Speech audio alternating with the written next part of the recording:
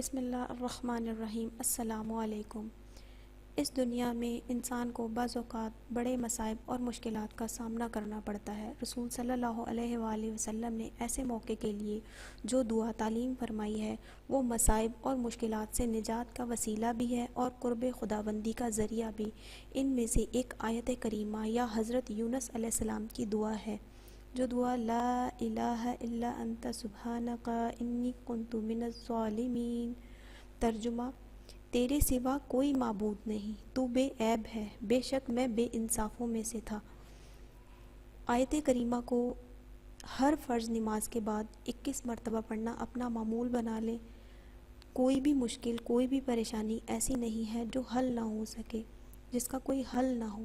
اللہ تعالیٰ نے وعدہ فرمایا ہے، جو یہ جلالی عمل ہے، جلالی وظیفہ ہے آیت کریمہ، جو آیت کریمہ کے حوالے سے دعا کرتا ہے یا اللہ تعالیٰ سے طلب کرتا ہے، اللہ تعالیٰ اس کی دعا ضرور سنتا ہے۔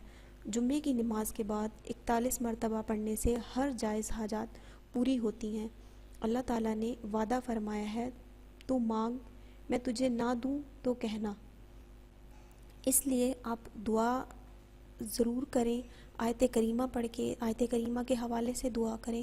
اللہ تعالیٰ آپ کی ساری پریشانیاں دور فرمائے، دعا کو قبول و منظور فرمائے۔